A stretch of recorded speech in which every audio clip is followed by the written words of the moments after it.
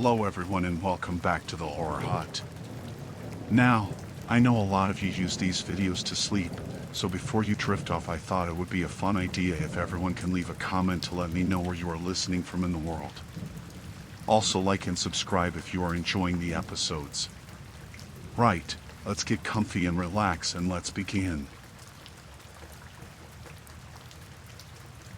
I had always loved the 4th of July parade in our small town. It was the one time of year when everyone came together to celebrate, and there was something comforting about the familiar faces and cheerful atmosphere. This year was no different, and I was looking forward to the fireworks and festivities. The parade started in the early evening, with floats and marching bands making their way down Main Street. I had found a good spot near the front of the crowd, where I could see everything. Kids ran around with sparklers, and the smell of barbecue filled the air. It was perfect. As I watched the parade, I noticed a man standing a few feet away from me. At first, I didn't think much of it. He was just another person enjoying the parade. But something about him seemed off. He was staring at me, not in a friendly way, but with a cold, intense look. It made me uncomfortable, so I moved further into the crowd, trying to lose him. For a while, I managed to enjoy the parade without thinking about the man. But every now and then, I would catch a glimpse of him out of the corner of my eye. He was still watching me, and it sent a shiver down my spine. I told myself I was being paranoid. It was a crowded event, after all. But I couldn't shake the feeling that he was following me. After the parade ended, the crowd began to disperse. I decided to head to the food stalls set up in the park. I figured it would be safer to be around people. As I walked, I kept glancing over my shoulder. Sure enough, the man was still there, keeping his distance but never letting me out of his sight. I tried to blend in with the crowd, moving from one stall to another, but he was always a few steps behind. My heart raced, and my mind scrambled for a plan. I didn't want to cause a scene, but I knew I needed to get away from him. I spotted an alleyway between two buildings that led to a parking lot behind the park. It was a risk, but I hoped I could lose him there. I slipped into the alley, quickening my pace. The sound of my footsteps echoed off the walls, and I prayed he wouldn't follow me. Halfway through the alley, I glanced back and saw him enter. Panic surged through me. I started to run, but the alley was narrow, and I could hear his footsteps getting closer. My breath came in short gasps, and I could feel my heart pounding in my chest. The alley opened up into the parking lot, but it was empty. I scanned the area for help, but there was no one around. I had to think fast. I ducked behind a dumpster, hoping he would pass by without seeing me. I crouched there, trying to control my breathing, listening for his footsteps. They slowed as he reached the end of the alley. I held my breath, my body tense with fear. He stopped, and I could hear him breathing heavily. He was close, too close. I shut my eyes tight, wishing I could disappear. Then, I heard him speak. "I know you're here," he said, his voice low and menacing. "You can't hide from me." My blood ran cold. He was right there, just a few feet away. I had no idea what he wanted, but I knew I couldn't let him find me. I waited, hoping he would move on, but he didn't. The silence stretched on, and I felt like I was going to burst from the tension. Suddenly, I heard a loud bang, followed by the sound of running footsteps. My heart leaped into my throat. It took me a moment to realize that the noise had come from the street the fireworks show was starting.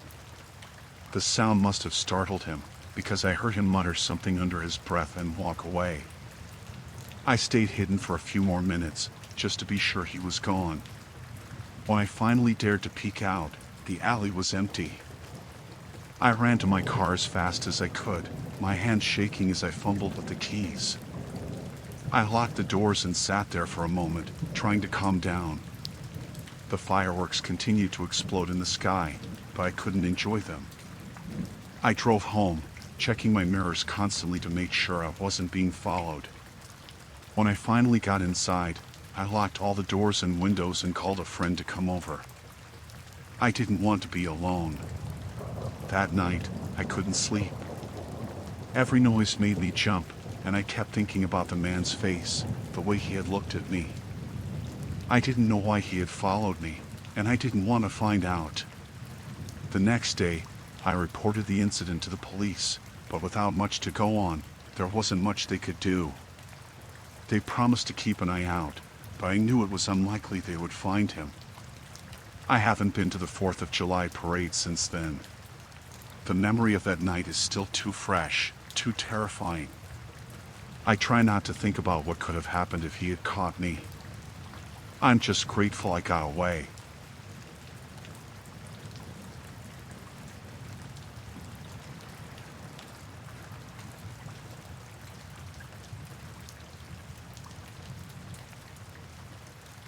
I always loved the 4th of July. The beach, the fireworks, and the feeling of freedom in the air.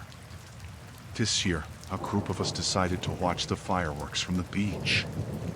It was a perfect evening, with the sky clear and the weather warm. We set up a spot with blankets and snacks, and the beach was crowded with families and groups of friends all excited for the show. As the sun set, the sky turned a beautiful shade of orange and pink. We laughed and chatted, waiting for the fireworks to start.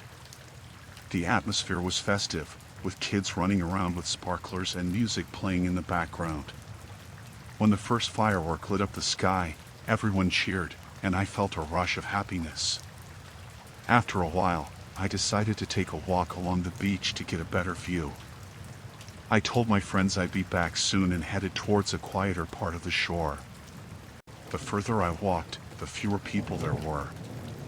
It was peaceful, with only the sound of the waves and the distant booms of the fireworks. I found a spot where I could sit and watch the show in solitude. The fireworks were breathtaking, reflecting off the water and lighting up the night. I was so absorbed in the display that I didn't notice the man approaching until he was right next to me.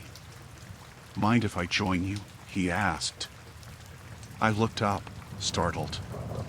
He was in his late 30s, with unkempt hair and a strange look in his eyes. Something about him made me uneasy. "I'm just enjoying the fireworks," I said, hoping he'd take the hint and leave. He didn't. He sat down beside me, too close for comfort. "It's a beautiful night, isn't it?" he said. "Yeah, it is," I replied, trying to sound casual. I edged away slightly, but he moved closer.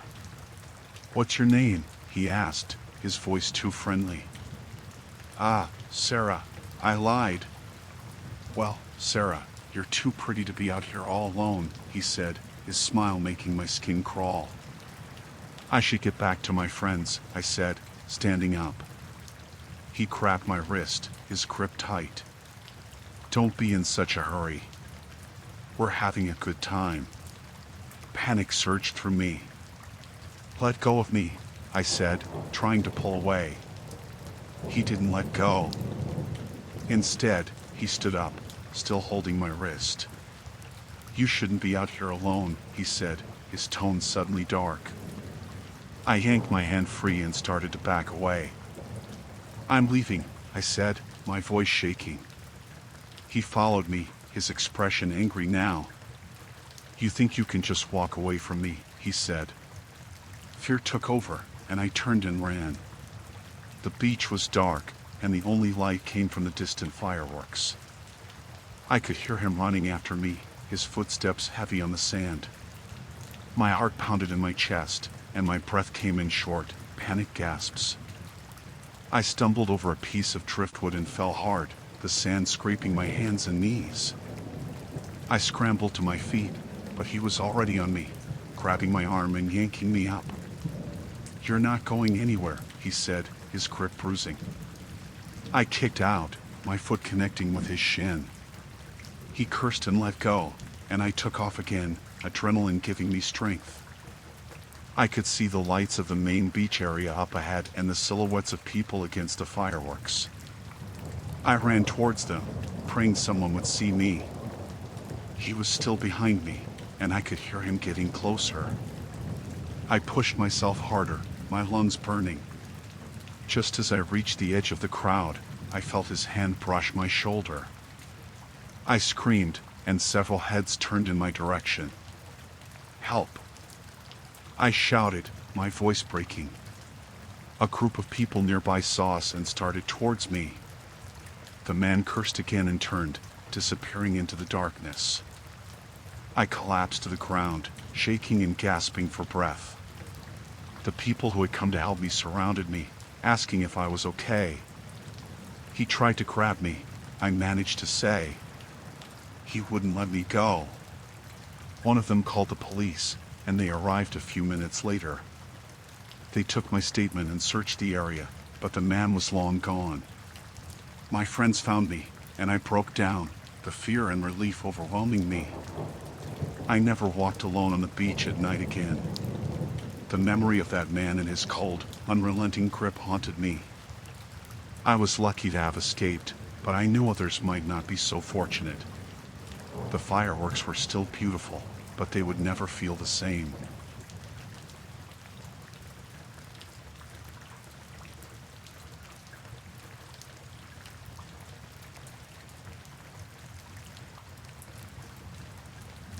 I had just left a 4th of July party at my friend's house. It was late, around midnight, and I was driving home on the back roads. The air was still warm from the day, and the fireworks had left a smoky haze in the sky. I felt relaxed and a little tired, ready to be home. As I turned onto a long, deserted stretch of road, I noticed headlights behind me. At first, I didn't think much of it. There weren't many cars out this late, but it wasn't unheard of. I drove on, the road winding through the countryside, surrounded by fields and occasional patches of woods. The car behind me got closer, its headlights glaring in my rearview mirror. It felt a bit aggressive, but I figured they just wanted to pass. I slowed down slightly, hoping they'd go around me. Instead, they stayed right on my tail, matching my speed. I sped up, trying to put some distance between us, but they sped up too. My heart started to race. It didn't feel right. I tried to shake off the feeling of unease, telling myself I was being paranoid. But the car kept tailgating me, almost bumper to bumper now. I took a deep breath and decided to turn onto a smaller road, hoping they'd go straight. I signaled and turned, but they followed me. The road was even darker here, with thick trees on either side. I could barely see beyond the reach of my headlights. I felt a cold sweat break out on my forehead. This was no coincidence. Whoever was driving that car was following me. I pressed harder on the gas, the engine revving as I tried to put some distance between us. But the car behind me kept up, relentless. I took another turn, this one sharper, hoping to lose them. My tires screeched on the pavement, but the car stayed right with me. I was driving faster than I ever had on these roads, the scenery a blur. My mind raced, trying to figure out what to do. I thought about calling the police, but I didn't want to take my hands off the wheel or my eyes off the road. I took another turn, then another, weaving through the back roads. Each time, the car followed, unwavering. I spotted a narrow dirt road up ahead and decided to take it, hoping it would throw them off. I turned sharply, the car bumping and jolting on the uneven surface. The headlights behind me disappeared for a moment, and I felt a flicker of hope. But then they reappeared, bouncing along the dirt road, still on my tail. Panic set in. I was running out of options. I didn't know these roads well enough to navigate them at high speed. I needed to find a way to lose them, and fast. I saw a sign for an old service road, barely visible in the darkness. It was narrow and overgrown, hardly used. I made a split-second decision and turned onto it, branches scraping against the sides of my car. For a moment, it seemed like I had lost them. The headlights disappeared, and I breathed a sigh of relief. But then I heard the sound of an engine, and the headlights appeared again, closer than ever. I pushed the car to its limits, the wheels slipping on the loose gravel. The road twisted and turned, barely wide enough for one car. I prayed I wouldn't hit a dead end. The car behind me was so close now that I could see the driver's face, twisted in anger and determination. I spotted an old barn up ahead, its silhouette barely visible in the dark. I took a sharp turn and headed towards it, hoping to find some cover. I drove around the back and killed the engine, plunging myself into darkness. I sat there, heart pounding, trying to stay silent. The other car sped past, the sound of its engine fading into the distance. I waited, afraid to move. Minutes passed, and I didn't hear anything. Finally, I dared to breathe again. I started the car, keeping the lights off, and slowly made my way back to the main road. I drove carefully, keeping an eye out for any sign of the car. I finally made it back to a more populated area, my hands still shaking. I didn't stop until I reached home, locking the doors and windows behind me. I never found out who was driving that car or why they were following me. The next morning, I checked my car for any damage from the night before. There were scratches and dents from the branches, but nothing serious.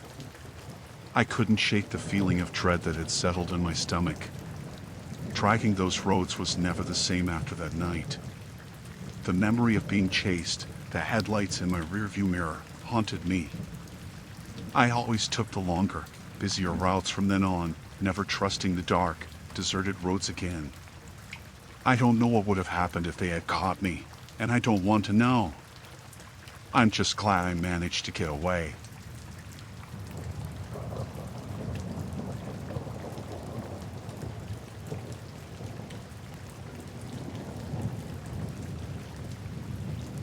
The 4th of July barbecue started like any other.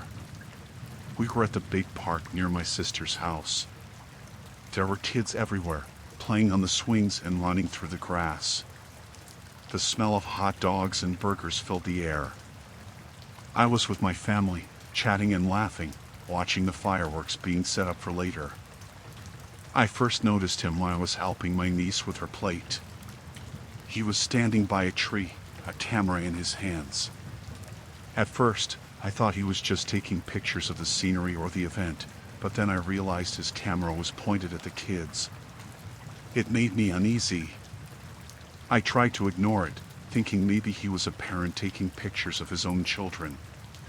But as the afternoon went on, I kept seeing him in different spots, always with that camera, always aimed at the kids. I started to feel a knot in my stomach. I mentioned it to my brother-in-law, and he shrugged it off, saying people take pictures at parks all the time. But I couldn't shake the feeling. I decided to keep an eye on him.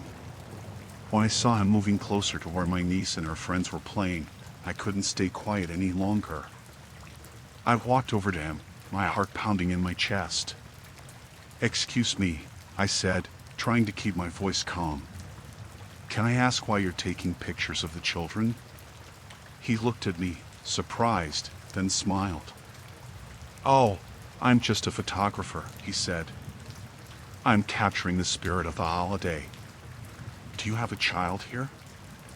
I asked, glancing around to see if there was any sign of him being with anyone. His smile faded, and he shook his head. "No, but it's a public park. I have every right to be here." Something in his tone set off alarm bells. I stepped closer, trying to be firm but not cause a scene. "It's making people uncomfortable. Please stop taking pictures of the kids." He frowned, his expression turning hard. "Who are you to tell me what to do?" I was about to call for my brother-in-law when he suddenly lunged at me, knocking me off balance. I fell to the ground, and he tried to grab my phone from my hand. I screamed, and within seconds, people came running. My brother-in-law and a couple of other men grabbed him, pulling him off me. He struggled, shouting obscenities, his face twisted with rage. Someone called the police, and within minutes, they arrived. They questioned everyone, and the man kept insisting he was just a photographer, that he hadn't done anything wrong. But they checked his camera and found dozens of pictures of the children, close-ups that made everyone's skin crawl. They took him away, and the park was buzzing with tension. The kids were all gathered close to their parents, who were trying to keep calm. I was shaking, my hands trembling as I tried to explain to the officers what had happened. The rest of the day was a blur. The police stayed for a while, taking statements and making sure everyone was okay. My family tried to go back to the barbecue, but the mood had changed. We were all on edge, constantly looking around, making sure the kids were never out of sight. Later that evening, when the fireworks started, I couldn't enjoy them.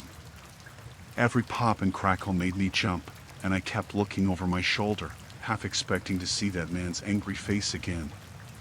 We left the park earlier than planned. My sister's house was quiet, the kids tired and subdued. I sat in the living room, replaying the day's events in my head. The what-ifs haunted me. What if I hadn't said anything? What if he had managed to get away? The police called later to say the man had a history of similar incidents in other parks. They thanked me for my quick thinking, but it didn't make me feel any better. I kept seeing his face in my mind, the anger in his eyes when I confronted him. That night, I barely slept. Every noise outside made me jump. I couldn't stop thinking about how close we had come to something terrible happening. The next morning, I felt exhausted, but also relieved. We had all gotten out safe, but it left a scar. Now, whenever we go to a park or have a family gathering, I find myself constantly watching, always on alert. I don't let the kids out of my sight. It's exhausting, but I can't help it. That day changed everything for me. I'll never take safety for granted again.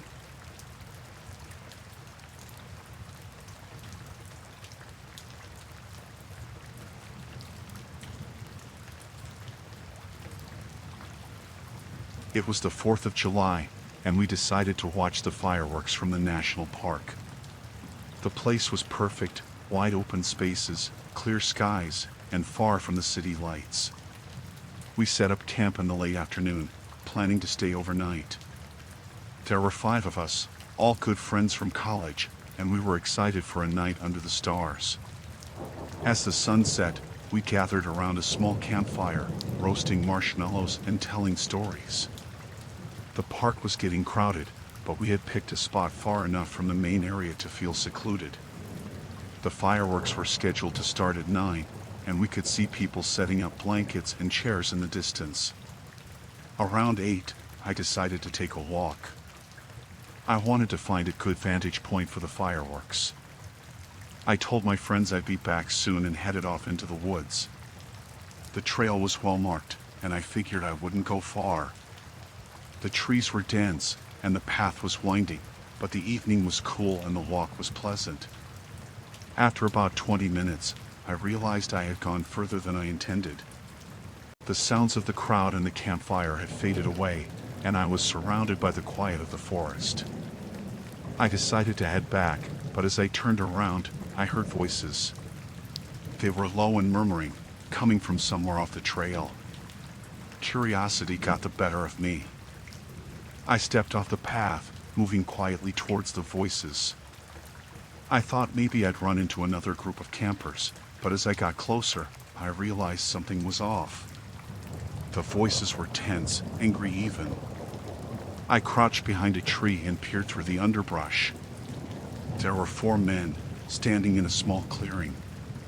They looked rough, dressed in dark clothes, and one of them was holding a large duffel bag. I watched as they argued, their words heated and their gestures aggressive.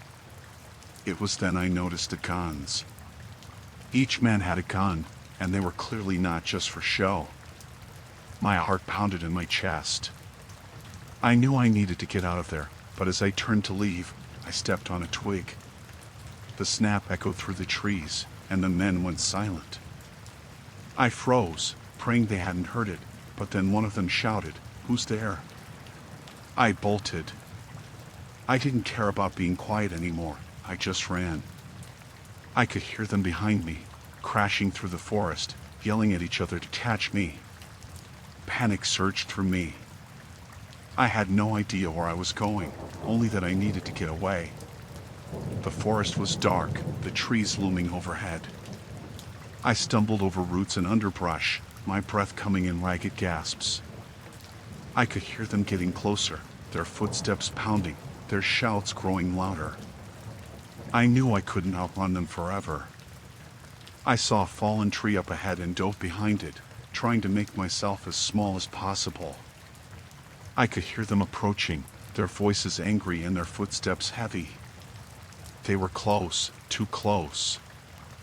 I held my breath, my heart hammering in my chest. They stopped right by the tree. "Spread out," one of them said. He couldn't have gone far.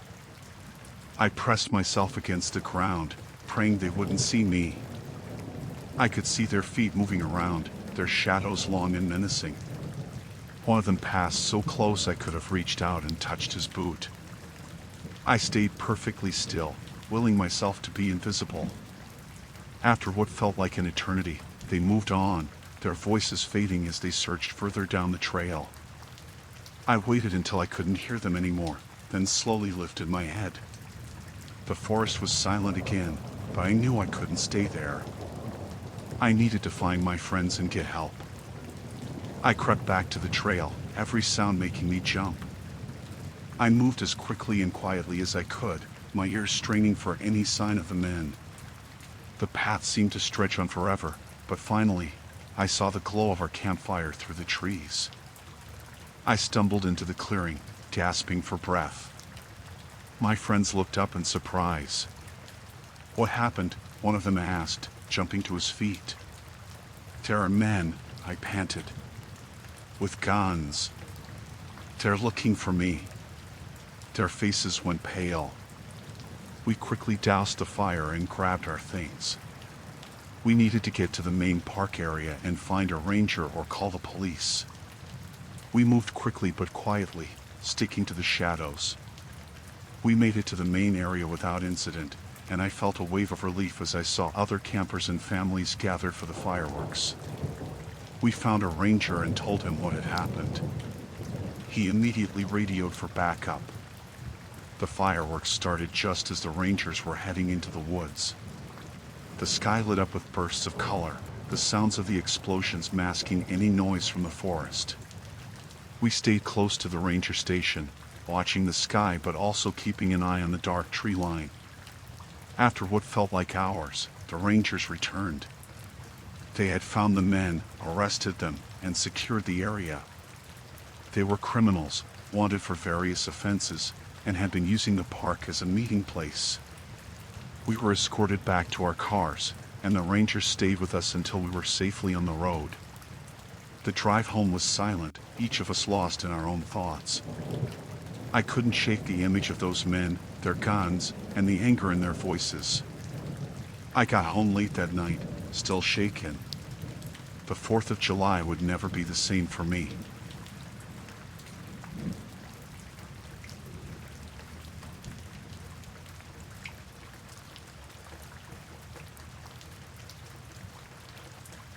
It was the 4th of July, and the city was alive with excitement. My friends and I decided to go to a concert in the park, a big event with music, food, and, later, fireworks. The park was packed with people, everyone in a festive mood. We found a spot close to the stage, settled down on our blankets, and enjoyed the music. As the sun set, the crowd grew larger, and it became harder to stay together. I got up to get us some drinks, weaving my way through the sea of people. The lines were long, and by the time I got our drinks, the sky was dark.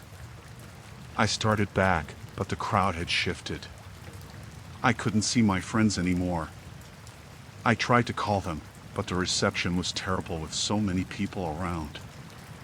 I figured I'd just keep moving towards where I thought they were. As I was pushing through the crowd, someone bumped into me hard. I stumbled, nearly spilling the drinks, and when I regained my balance, my purse felt lighter. I checked, and sure enough, my wallet was gone. Panic set in. I spun around, trying to spot the person who bumped into me. That's when I saw him, a man moving quickly through the crowd, looking back at me with a smirk. He had my wallet in his hand. I shouted at him to stop, but my voice was lost in the noise of the concert. I started after him, determined to get my wallet back. He was fast, and the crowd made it hard to keep up. I followed him to the edge of the park, where the lights were dimmer and the crowd thinned out. He disappeared into an alley behind one of the food trucks. I hesitated, but then I thought about my ID, my credit cards, everything in that wallet. I had to get it back. I walked into the alley, the noise of the concert fading behind me. The alley was dark and smelled of garbage. I saw the man at the far end, rifling through my wallet. "Hey!" I shouted. "Give that back." He looked up, and for a moment, I thought he might run. But then he smiled, a cold, unsettling smile. "Looking for this?" he asked, holding up my wallet. "Just give it back," I said, trying to sound braver than I felt. I took a step closer, and that's when he pulled out a knife. "Or what?" he said, his voice low and menacing. "What are you going to do?" My heart raced. I backed up, but the alley was narrow, and there was nowhere to go. I realized how alone I was, and how far from the safety of the crowd. I could see the lights of the concert in the distance, hear the faint music, but it felt like a world away. "Look," I said, trying to keep my voice steady. "You can keep the cash. Just give me my wallet. I need my ID and cards." He laughed, a harsh, grating sound. "Oh, I'm keeping the wallet," he said. "But you're not going anywhere." I glanced around, looking for an escape. The alley was a dead end. There were no doors, no windows low enough to reach. I was trapped.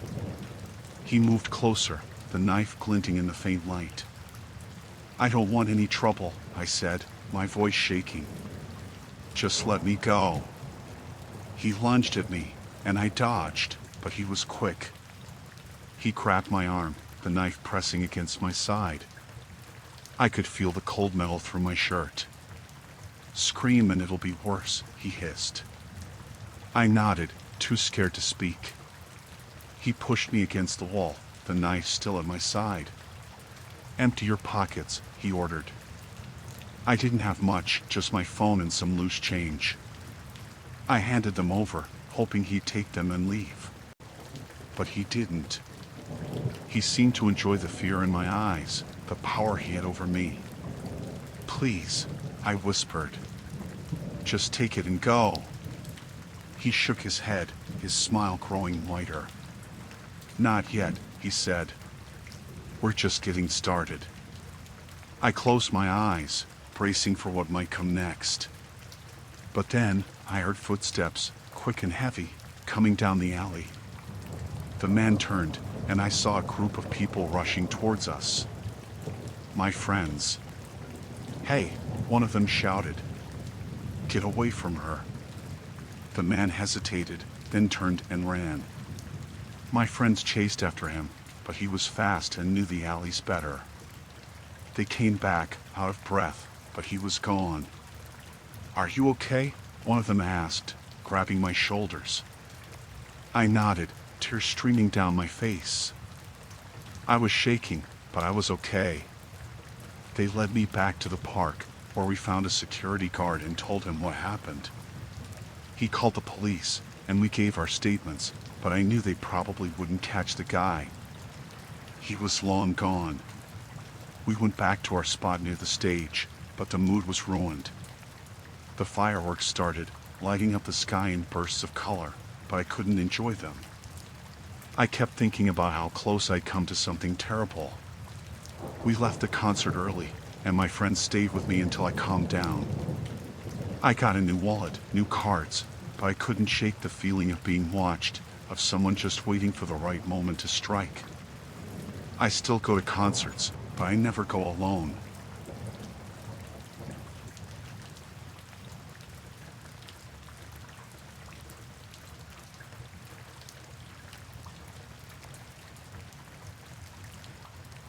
I took the job as a security guard for the 4th of July event, mainly for the extra money. It was a big event, lots of families, food vendors, and a massive fireworks show planned for the evening. The park was sprawling, and it was my first time working such a large crowd. I was a bit nervous, but mostly focused on making sure everyone had a good time and stayed safe. My shift started in the afternoon, and I was assigned to patrol the area near the main stage. The day was hot, but the excitement in the air was contagious. Kids ran around with sparklers, couples set up picnic blankets, and the smell of grilled food filled the air. Everything seemed normal until around 5 p.m. when I received a call on my walkie-talkie. "Mark, we have a situation," my supervisor, Tony, said. "Meet me by the maintenance shed." I made my way through the crowd, my heart starting to pound. When I got to the shed, Tony's face was pale.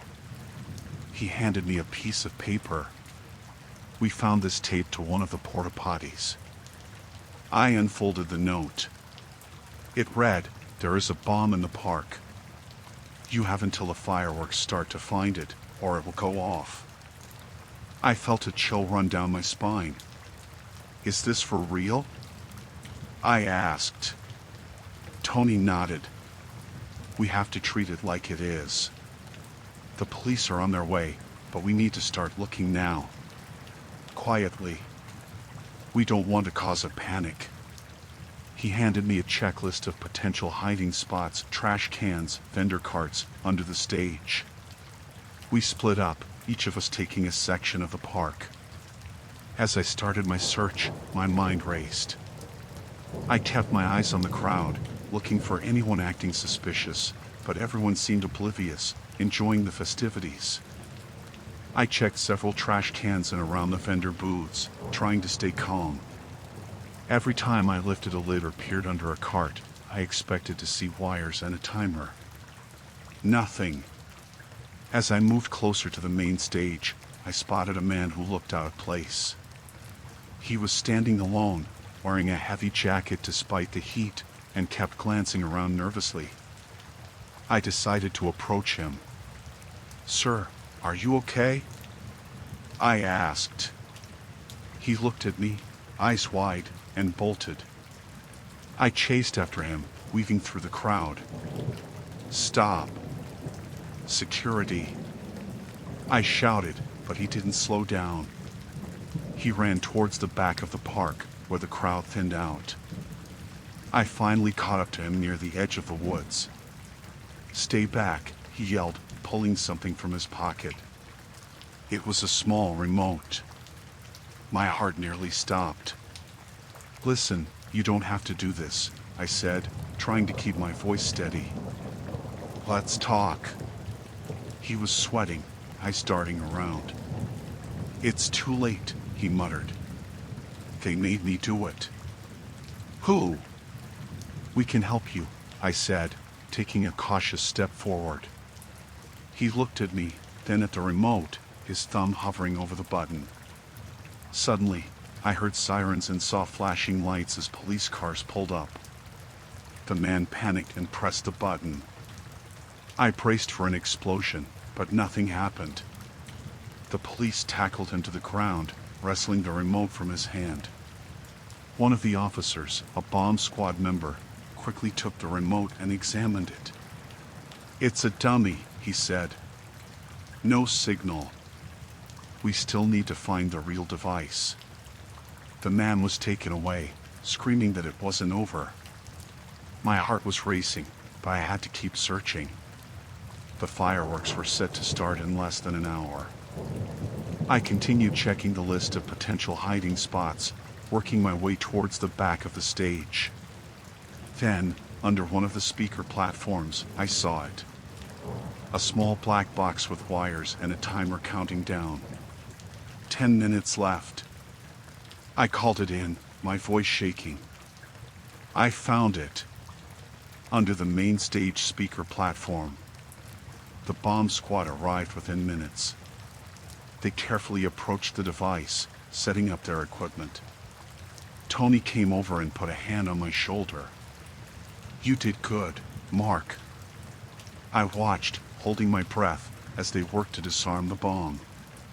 The timer was down to 3 minutes when they finally cut the correct wire. The timer stopped at 1:47. The whole park seemed to let out a collective sigh of relief. The police took the man into custody, and I learned later he was part of a larger group planning attacks across the city. We had been lucky to find the bomb in time. The event went on as planned, though the crowd never knew how close they had come to disaster.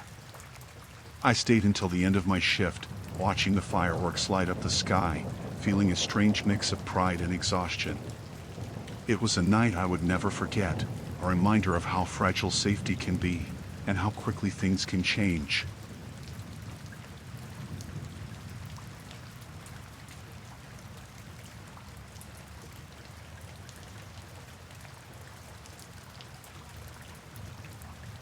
I was house sitting for my friends, the Thompsons, during the 4th of July. They had gone on a week-long vacation and asked me to look after their place. It was a nice suburban home, a bit isolated but cozy. They even left their dog, Max, with me for company. The house was in a quiet neighborhood, and I thought it would be a peaceful gig. The day started out well. I took Max for a walk, watered the plants, and spent the afternoon reading a book on the porch. As evening approached, I prepared some snacks and settled in to watch the fireworks from the backyard. The Thompsons' house had a perfect view of the sky, and I was looking forward to a relaxing night. Around 8 p.m., I started hearing the distant booms of fireworks. The sky lit up with colorful explosions, and I was lost in the beauty of it all. Max was lying next to me, unfazed by the noise. Suddenly, I heard a different kind of sound, a faint rustling from the front of the house.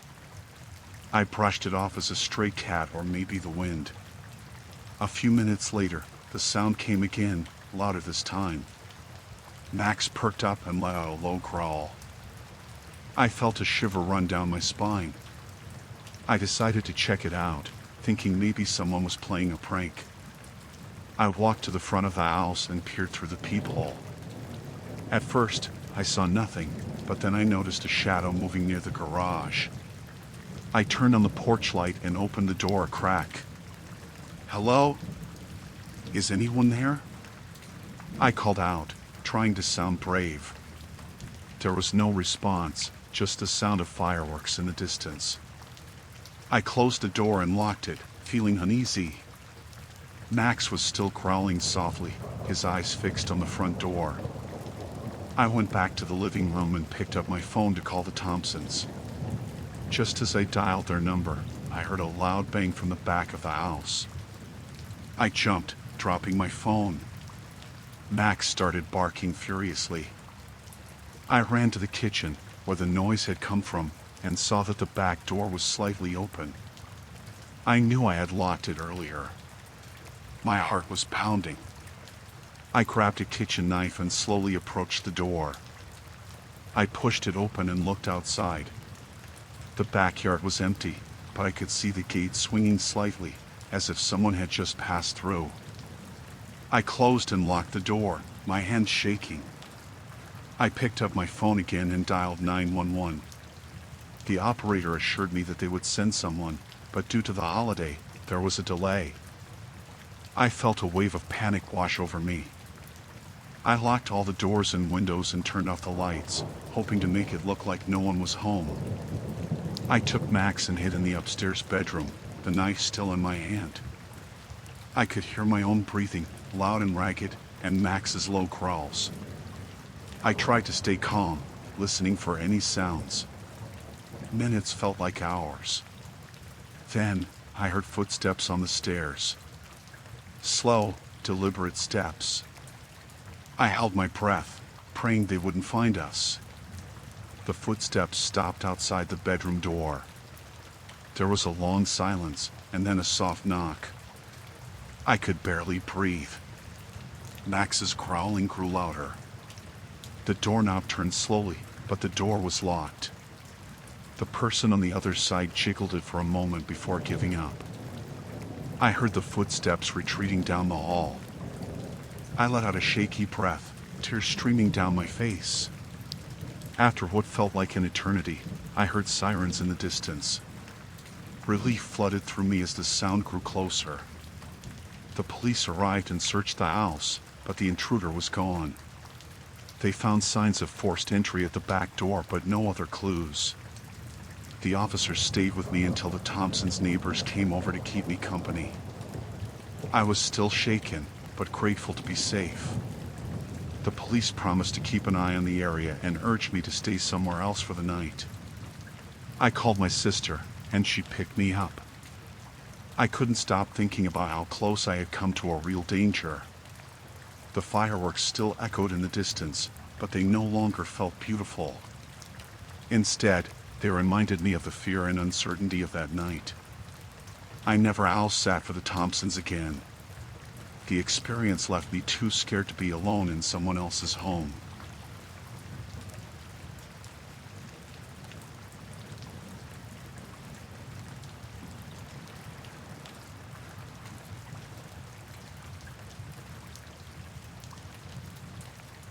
I had just watched the 4th of July fireworks show in town, and it was getting late. The streets were still buzzing with people, families heading home after the festivities. I decided to walk back to my apartment. It wasn't too far, and the weather was warm. As I made my way down the quiet residential street, I noticed a group of teenagers up ahead. They seemed rowdy, laughing and carrying what looked like a bag of fireworks. I didn't think much of it at first, just typical holiday excitement. But as I got closer, I could hear them talking loudly, their voices echoing off the houses. I crossed the street to avoid them, trying to keep to myself. But then I heard one of them shout something about setting off fireworks. Before I could react, I felt a sudden blast of heat and light behind me. They had thrown a firecracker in my direction. I turned to see them laughing, egging each other on. My heart raced as I quickened my pace, hoping to get away from them. But they started following me, shouting insults and throwing more fireworks my way. The explosions echoed in my ears, and I could feel the heat on my back as I ran. I tried to duck into a side street, thinking I could lose them in the maze of residential blocks. But they were relentless, chasing after me and continuing to throw fireworks. The flashes of light and loud bangs disoriented me, making it hard to focus on where I was going. I knew I had to find help. I spotted a small convenience store up ahead and sprinted towards it. The owner was locking up for the night, but I banged on the glass door, pleading for him to let me in. He looked surprised but quickly unlocked the door and ushered me inside. The teenagers stopped outside the store, shouting threats and insults.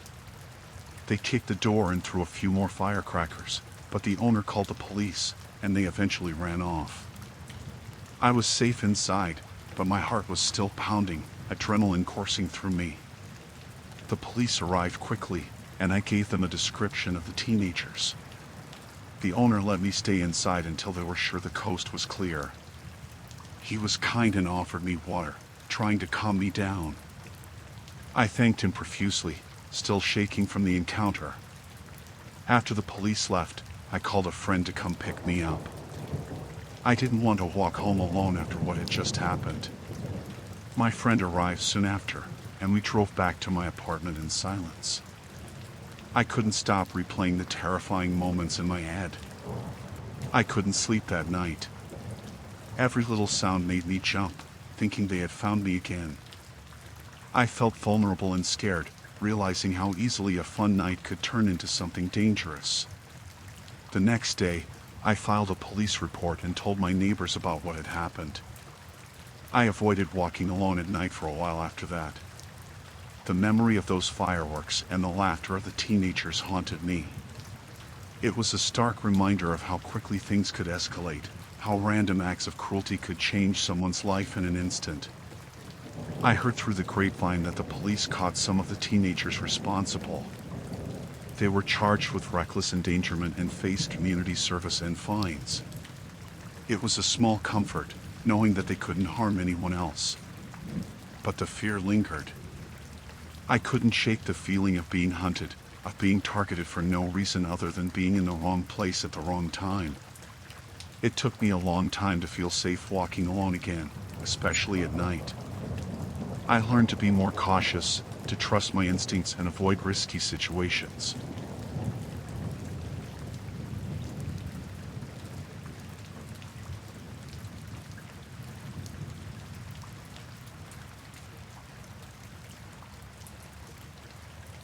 It was the 4th of July, and the neighborhood was buzzing with excitement.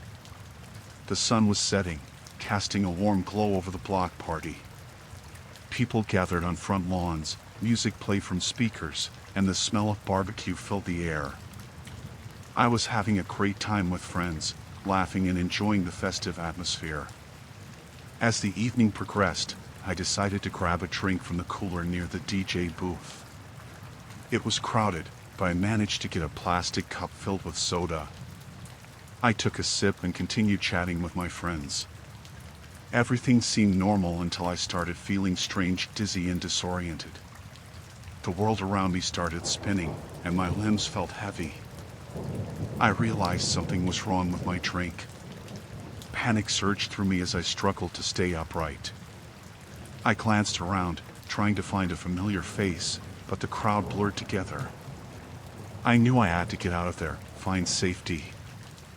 I stumbled away from the party, my head pounding. It felt like I was walking through a thick fog, each step a struggle. The streetlights flickered overhead, casting long shadows that seemed to reach out for me. I tried to focus on the path ahead, my heart racing with fear. I heard footsteps behind me, quick and purposeful. I glanced over my shoulder and saw a figure moving through the crowd, following me. Dread gripped my chest. I tried to walk faster, but my legs felt like they were made of lead.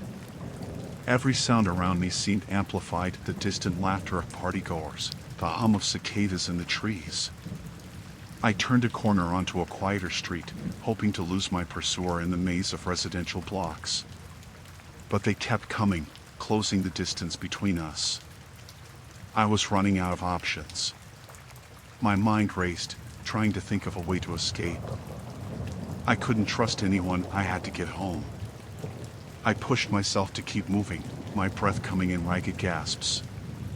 Fear fueled me, giving me a burst of adrenaline. I glanced around for a safe place, somewhere I could hide or find help. The houses loomed over me like silent sentinels, their windows dark. A car pulled up beside me, and my heart leaped into my throat. I turned to see the driver, a man I didn't recognize, his face obscured by shadows. He rolled down the window and called out to me, his voice unnervingly calm. "Hey, need a ride? You look like you could use some help." I shook my head, my voice barely a whisper. "No, thank you. I'm fine." He persisted, leaning closer. "Come on, it's late. I'll take you wherever you need to go." Panic surged through me. I backed away, shaking my head again. "No, I'm okay. I just need to get home."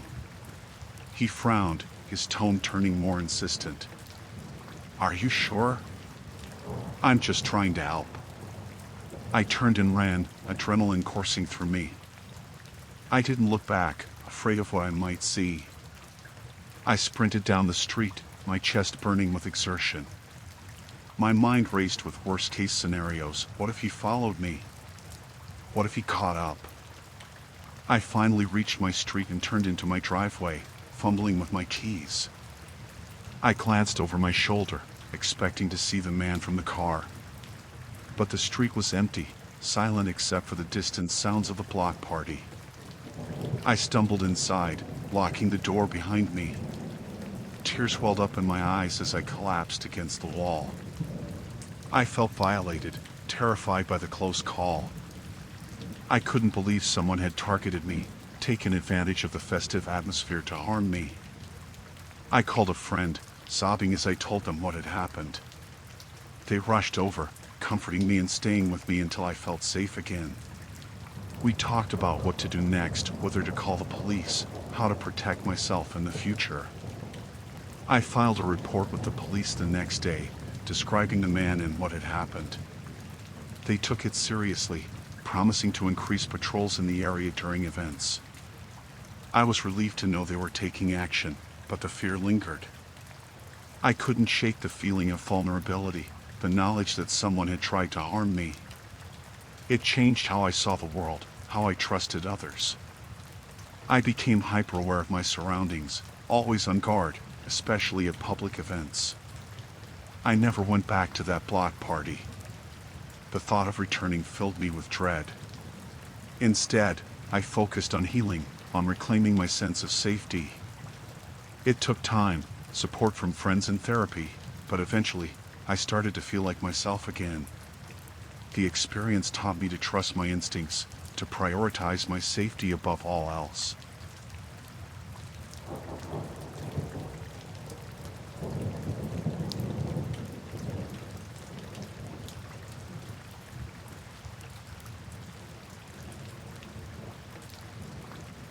I went to the 4th of July Carnival by myself.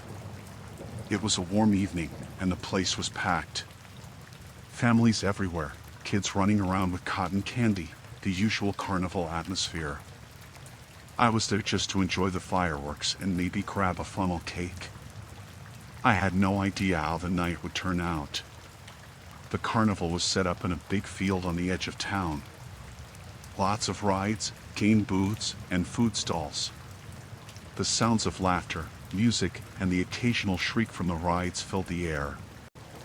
I wandered around, taking in the sights and sounds, feeling pretty relaxed. As the sun set, the lights from the rides and booths lit up the night. I was standing near the Ferris wheel, watching it turn, when I noticed a little girl standing alone. She looked lost, scanning the crowd with wide eyes. I walked over to her, thinking I could help. "Hey, are you okay?" I asked. She looked up at me, tears welling up in her eyes. "I can't find my mom," she said, her voice trembling. "Don't worry, we'll find her," I said, trying to reassure her. I was about to take her to the nearest security tent when a man approached us. "There you are," he said, smiling at the girl. "I've been looking for you everywhere." He looked at me. "Thanks for finding my daughter." Something about the way he said it felt off. The girl didn't seem relieved to see him. In fact, she looked more scared. But before I could say anything, he grabbed her hand and started walking away. I stood there for a moment, confused. Then I heard the girl say, "You're not my daddy." Her voice was so quiet, but I heard it. My heart skipped a beat.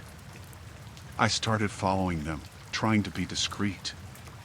They moved quickly through the crowd, heading towards the parking lot. I kept my distance, but I didn't let them out of my sight. In the parking lot, the man led the girl to a dark van. He opened the side door and started to push her inside. That's when I knew for sure something was very wrong. I took out my phone and called 911, whispering the details to the operator as I continued to follow them. The man looked around nervously, then shoved the girl into the van and got in the driver's seat. The van started moving, and I ran to my car, which wasn't far. I started the engine and followed the van, keeping a safe distance. The operator was still on the line, asking for updates. I gave them the van's description and my location. They told me to keep following but to stay safe. My heart was pounding, adrenaline surging through me. The van drove out of town, heading towards the outskirts. The road got darker and more deserted. I stayed a few cars behind, making sure not to lose them. The operator told me police were on their way, but it felt like they couldn't come fast enough. The van eventually turned onto a dirt road leading into the woods. I followed, my headlights off to avoid detection. After a few minutes, the van stopped in front of an old, abandoned cabin. The man got out and dragged the girl inside. I parked a little way back and crept towards the cabin, staying low. I could hear the girl crying inside. I wanted to rush in and save her, but I knew I had to be smart about it. I texted the operator my exact location, hoping the police would get there soon. I peeked through a window and saw the man tying the girl to a chair. She was crying, and he was talking to her in a low, threatening voice. I couldn't make out what he was saying, but it sent chills down my spine. I looked around and found a heavy stick on the ground. I picked it up, gripping it tightly. I knew I had to do something. I couldn't wait any longer. I took a deep breath, then quietly moved to the front door. I kicked the door open with all my strength and charged inside. The man turned around, surprise and anger on his face. I swung the stick at him, hitting him in the arm. He stumbled back, but quickly recovered and lunged at me. We struggled, the girl screaming behind us. The man was strong, and I felt myself getting tired. But I knew I had to keep fighting. I managed to hit him in the head, and he fell to the ground, dazed. I rushed over to the girl and started untying her. She was shaking, tears streaming down her face. "It's okay, you're safe now," I said, trying to calm her down. Just then, I heard sirens approaching. The man on the floor started to stir, but I kicked the stick away from him and stood protectively in front of the girl. The police burst in a moment later, guns drawn. They quickly subdued the man and took him into custody. I gave them a full account of what happened, my hands still shaking from the adrenaline. The girl's mother arrived shortly after, and they were reunited. The relief on her face was overwhelming. That night, I couldn't sleep. Every time I closed my eyes, I saw the girl's terrified face and the man's cold eyes. It was a night I would never forget. The police praised me for my bravery, but I didn't feel brave. I just did what I had to do.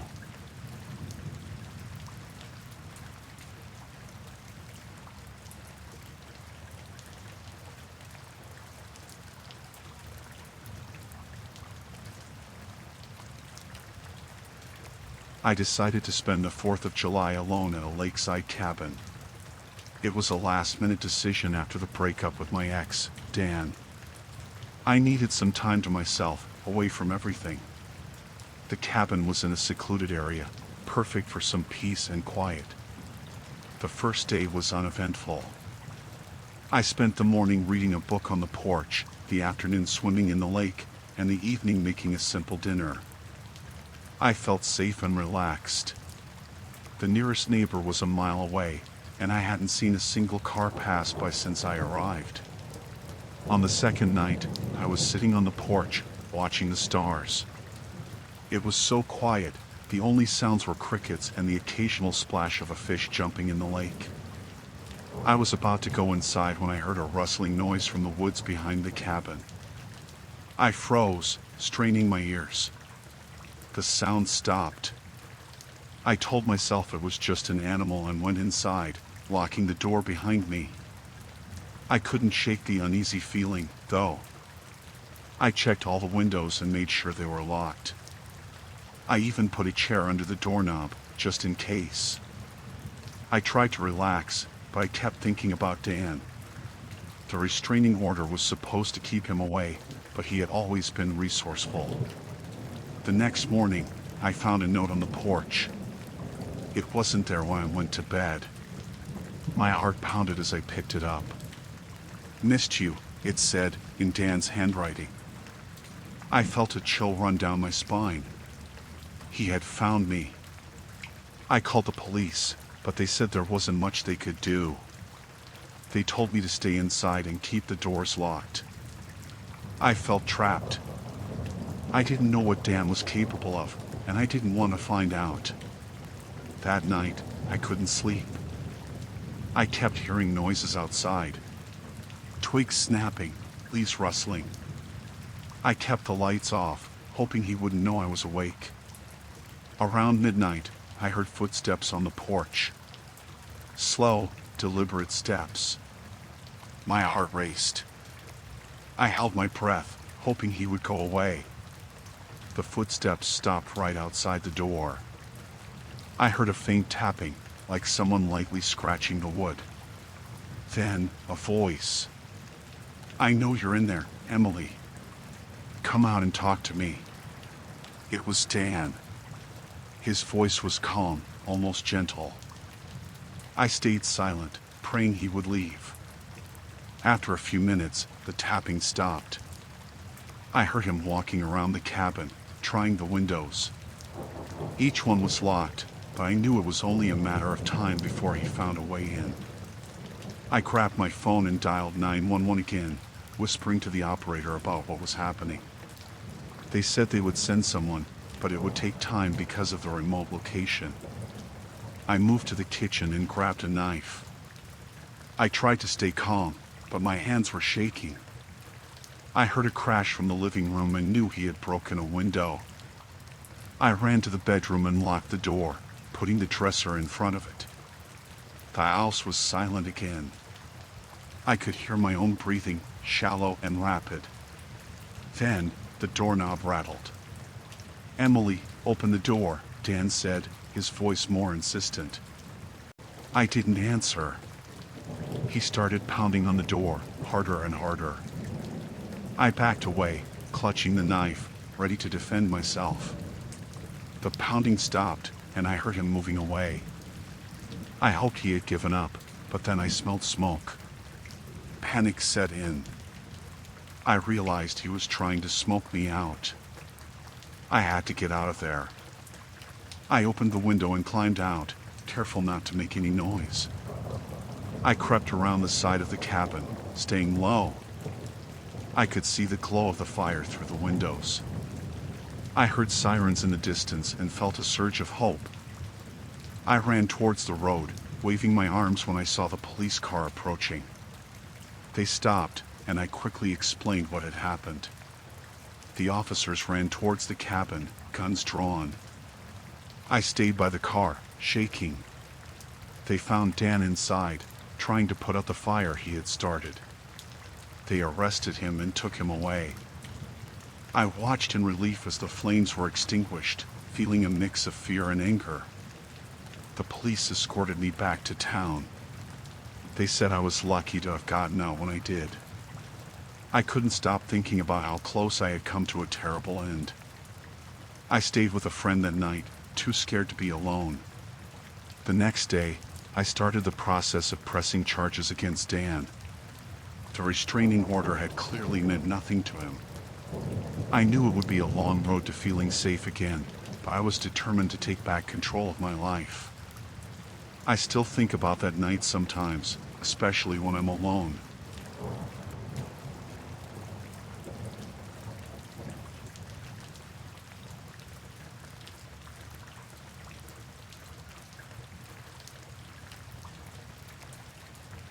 I was at a 4th of July boat party with some friends. We were on a big yacht, about 20 of us in total. The night was clear, and fireworks lit up the sky. It was supposed to be a fun night, celebrating and enjoying the water. I had no idea how wrong it would go. We had just finished dinner, and most people were either dancing or chatting in small groups. I stepped out on the deck to get some fresh air. I liked the feeling of the cool breeze and the sound of the water. Everything seemed normal until I noticed a smaller boat approaching us. At first, I didn't think much of it. Maybe they were just curious or looking to join the party. But as it got closer, I saw there were 3 men on board, and they didn't look like they were here to celebrate. They were dressed in dark clothes, and something about them made me uneasy. Before I could react, the men climbed onto our boat. One of them had a gun. He fired a shot into the air, and everyone froze. The music stopped, and people started to scream. The man with the gun yelled for everyone to be quiet and gather in the main cabin. Panic set in, and we all did as we were told. Inside the cabin, the atmosphere was tense. The hijackers ordered us to sit on the floor while they took our phones and valuables. I tried to stay calm, but my mind was racing. I had to find a way to get help without getting caught. One of the hijackers stayed in the cabin to watch us while the other two moved around the boat.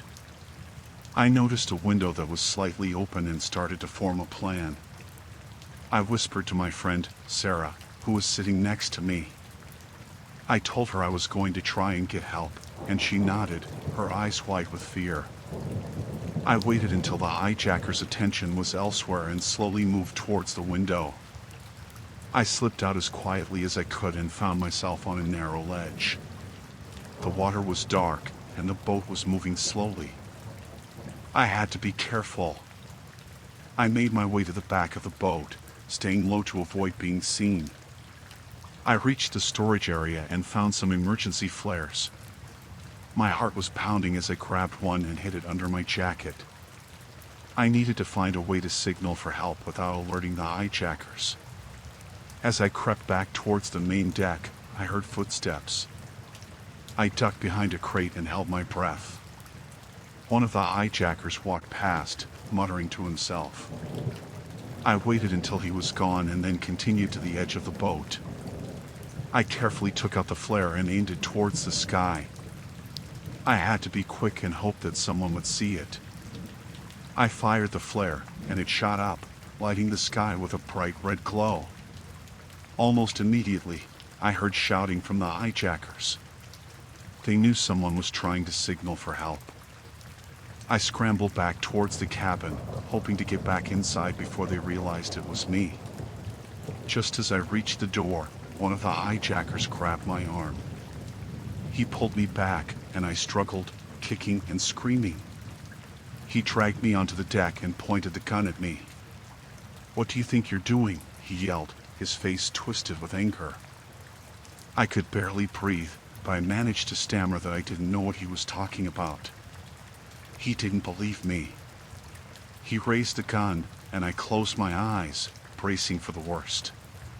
Just then, I heard the sound of another boat approaching. I opened my eyes and saw a police boat coming towards us, lights flashing. The hijacker cursed and shoved me aside. He ran to alert his accomplices, and I took the chance to hide behind some barrels. The police boarded our boat and confronted the hijackers. There was a struggle, and I could hear more gunshots. I stayed hidden, praying that the nightmare would end soon. After what felt like an eternity, the noise died down, and I heard voices calling for us to come out. I emerged from my hiding place, shaken but unarmed. The police had managed to subdue the hijackers and take them into custody. They found the rest of the partygoers in the cabin and assured us that we were safe. The police escorted us back to shore, and I felt a wave of relief wash over me. It was over. We were safe.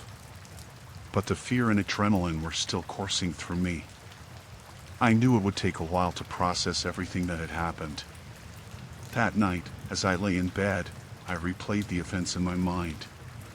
It was terrifying to think how close we had come to a tragedy. I was grateful for the quick response of the police and the fact that no one was seriously hurt. I learned a lot about myself that night. I realized how important it is to stay calm and think clearly in a crisis.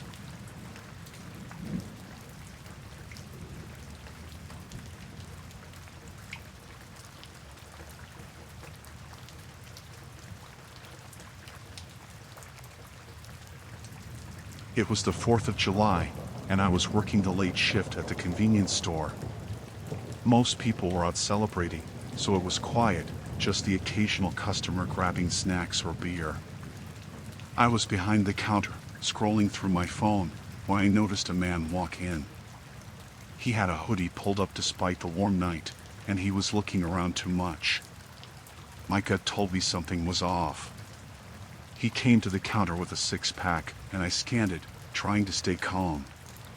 He reached into his pocket, and my heart sank when he pulled out a gun.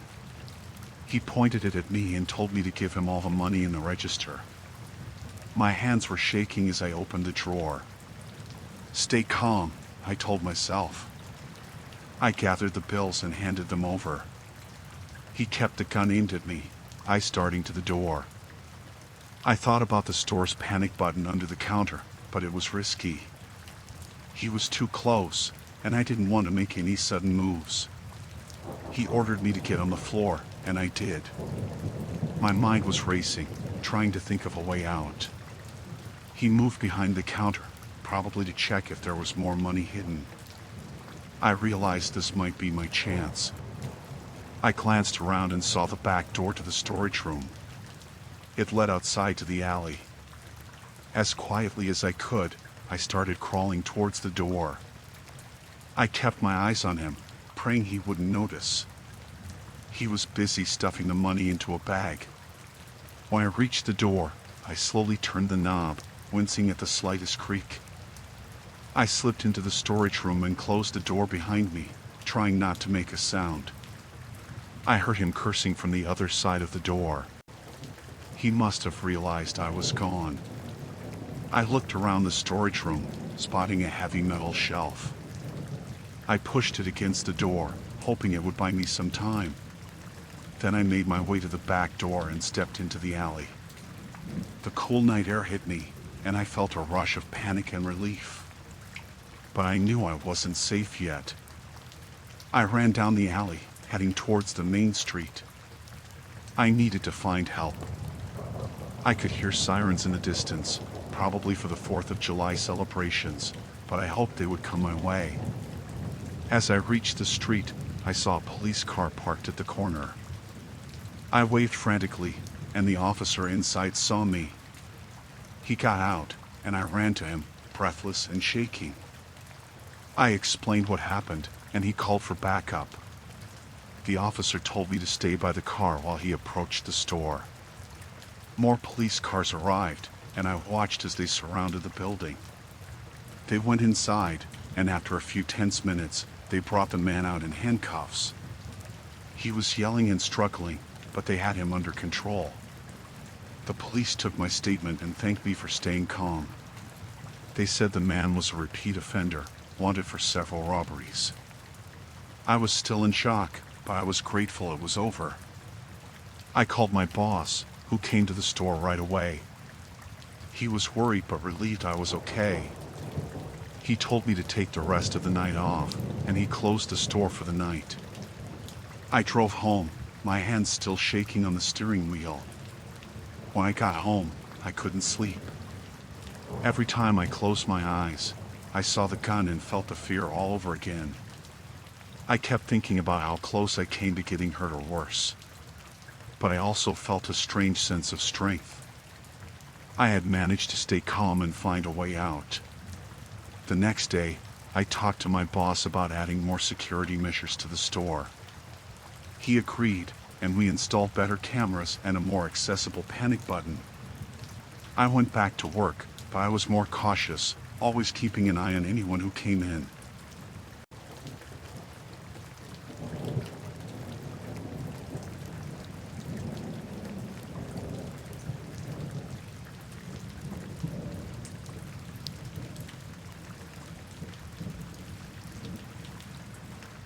Volunteering at the 4th of July charity event was supposed to be fun. I had signed up to help set up and run one of the game booths. The event was in the local park, and the atmosphere was lively with families and children running around, enjoying the festivities. I arrived early in the morning to help set up. The other volunteers were friendly, and everything seemed to be going smoothly. One volunteer, in particular, stood out. His name was Mark, and he seemed overly eager to help with everything. At first, I appreciated his enthusiasm, but something about him felt off. He kept asking a lot of questions about the event schedule and security. By midday, the event was in full swing. My booth was busy, and I was having a great time interacting with the kids. Mark was assigned to a booth nearby, and I could see him constantly looking around, almost nervously. I tried to brush it off, thinking maybe he was just anxious about the event. As the day went on, I noticed Mark talking to a few other volunteers in hushed tones.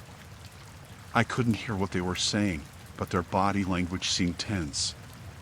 During my lunch break, I decided to sit a bit away from the crowd to get some peace. That's when I overheard Mark on his phone, speaking in a low voice. "Everything's in place," he said. "We'll move when it gets dark, just after the fireworks." My heart skipped a beat. I wasn't sure what he was talking about, but it didn't sound right. I felt a chill run down my spine. I decided to keep an eye on him for the rest of the day. As the evening approached, the park filled with even more people. The fireworks were the main attraction, and everyone was excited. Mark seemed to disappear for a while, which made me even more uneasy. I couldn't shake the feeling that something bad was going to happen. Around dusk, I saw Mark again, this time talking to a group of men I hadn't seen before.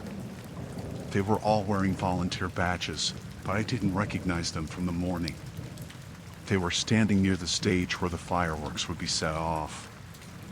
I needed to find a way to warn someone without drawing attention to myself. I found the event coordinator, Mrs. Thompson, and pulled her aside. I told her about my concerns, trying to stay calm. She listened but seemed skeptical. "Are you sure?" she asked. "Mark has been volunteering with us for years." I insisted, explaining what I overheard. She finally agreed to discreetly inform the security team. I went back to my booth, trying to act normal, but my nerves were on edge. The fireworks were set to start in a few minutes, and the crowd was getting restless. Just as the first firework exploded in the sky, I saw Mark and his group making their way towards the stage. My heart was pounding. I watched as the security team moved in, surrounding them. There was a brief struggle, and I saw one of the men pull out a small device from his pocket. My blood ran cold. The security team managed to tackle the man to the ground and confiscated the device. They quickly escorted Mark and his group away from the area. I was shaking, trying to process what had just happened. The fireworks continued, and the crowd was oblivious to the danger they had just been in. After the event, Mrs. Thompson found me and thanked me for speaking up. She told me that the device the man had was some kind of makeshift explosive. Mark and his accomplices were planning to cause chaos during the fireworks show. My quick thinking had prevented a potential disaster. I went home that night, still in shock. I couldn't believe how close we had come to a tragedy. The experience left me shaken, but also grateful that I trusted my instincts and took action. Volunteering at the 4th of July event would never be the same for me again.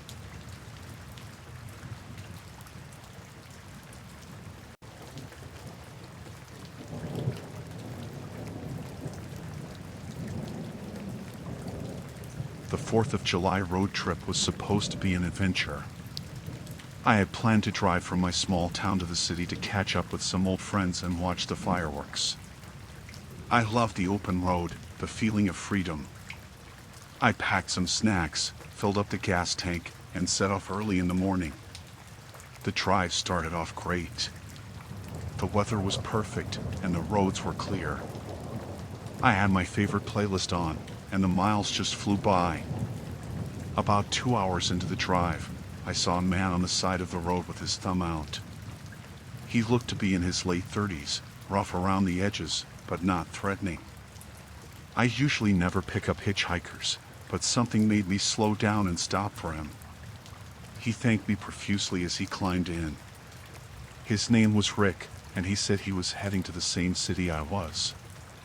His car had broken down, and he was trying to get to his family for the holiday. I felt a bit sorry for him and figured a little company wouldn't hurt. At first, Rick seemed like a decent guy. We talked about the usual stuff, the weather, the traffic, our plans for the 4th of July. But as we got further down the road, he started asking more personal questions. He wanted to know where I was from, what I did for a living, if I was traveling alone. I answered vaguely, starting to feel a bit uneasy. After a while, the conversation died down. Rick pulled out a map and started studying it intently. He said he knew a shortcut that would save us some time. I was skeptical but curious, so I followed his directions. The road he directed me to was less traveled, winding through dense woods. My unease grew, but I didn't want to seem paranoid. About half an hour down this deserted road, Rick's demeanor changed. He became more tense, looking around nervously. He suddenly told me to pull over, saying he needed to use the bathroom. I stopped the car, and he got out, walking into the trees. I sat there, drumming my fingers on the steering wheel, waiting. Minutes passed, and Rick didn't return. I started to feel a bit panicked, wondering if I should just drive off. Before I could make up my mind, he came back, but he was different. He had a hard, determined look on his face. He opened the passenger door but didn't get in. "Get out of the car," he ordered, his voice cold and commanding. I was stunned and asked him why. He pulled out a knife from his pocket and repeated, "Get out of the car." Now! My heart raced. I didn't know what to do. I thought about trying to drive away, but he was too close. I slowly opened my door and got out, keeping my hands where he could see them. He moved around to the driver's side, keeping the knife pointed at me. "Give me your keys," he said. I hesitated, thinking about the best way to get out of this. I handed him the keys, trying to stay calm. He grabbed them and shoved me away. I stumbled back, and he got into the car. As he started the engine, I realized this was my chance. I turned and ran into the woods, my heart pounding in my chest. I heard the car revving and then speeding off down the road. I kept running, not sure where I was going, just needing to get away. After what felt like an eternity, I stopped to catch my breath. I was deep in the woods, with no idea how far I'd gone.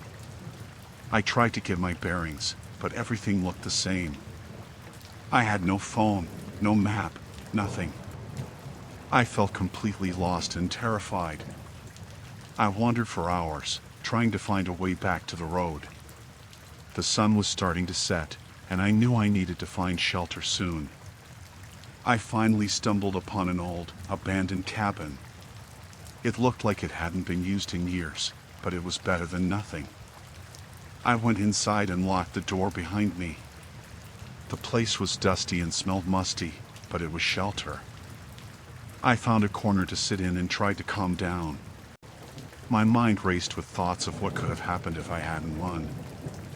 I felt grateful to be alive, but I was still scared. Night fell, and the sounds of the forest grew louder. I heard every rustle, every snap of a twig. I couldn't sleep, too on edge to relax. I kept thinking about Rick, wondering if he might come back for me. The hours dragged on, and I felt more and more hopeless. Just when I thought I couldn't take it anymore, I heard a noise outside. It sounded like a car. I crept to the window and peeked out, my heart in my throat. To my immense relief, I saw the flashing lights of a police car. I ran outside, waving my arms and shouting. The officers saw me and stopped. I told them everything that happened, and they took me back to their car. They had been searching for Rick after someone reported seeing a suspicious man on the road. They assured me they would find him. I was taken to the nearest police station, where I made a full statement.